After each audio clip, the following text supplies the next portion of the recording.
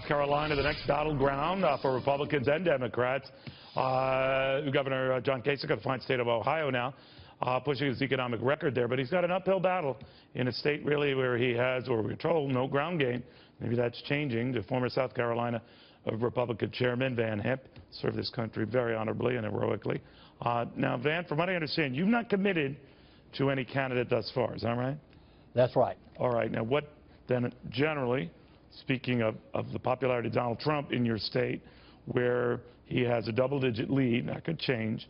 But what do you think of that? What's going on there? Neil, if the election were held today, I would not be surprised to see Donald Trump hit 40 points. Wow. It's looking a whole lot like the old Gingrich campaign. And I got to tell you, you got to give him credit. He had the vision to look at South Carolina very early on, and I think he took a page, and this is key. I think he took a page out of old President Bush 41's playbook and made South Carolina his firewall. So it's going to get tough the next 10 days, but I think he's built quite a firewall. All right, so the question always becomes, with a state like South Carolina, you're right, has always been instrumental at key turning points for other campaigns.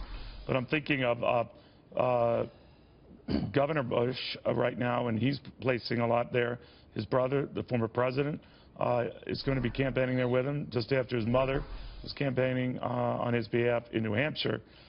Will that lift his numbers? I mean, that's a state he has to do just better than respectable, right? Well, there's no question. I mean, President Bush enjoys a great amount of popularity in South Carolina. A lot of people wish we had someone like that as commander-in-chief today.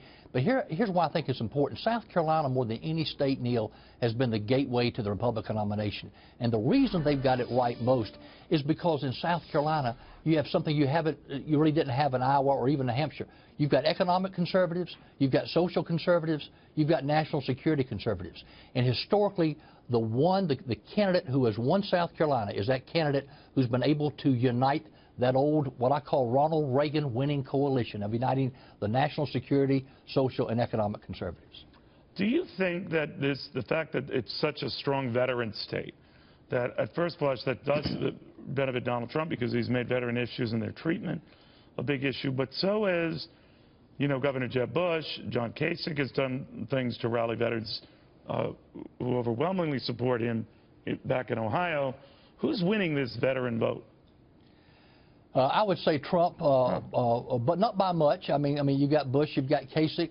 Look where Kasich's campaigning. Most of his campaign right now is along the coast of South Carolina. That's where the retirees are.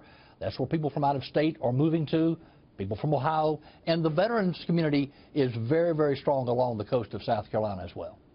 All right. Thank you very much. We'll see what happens, Van. Good having you on. Thank you.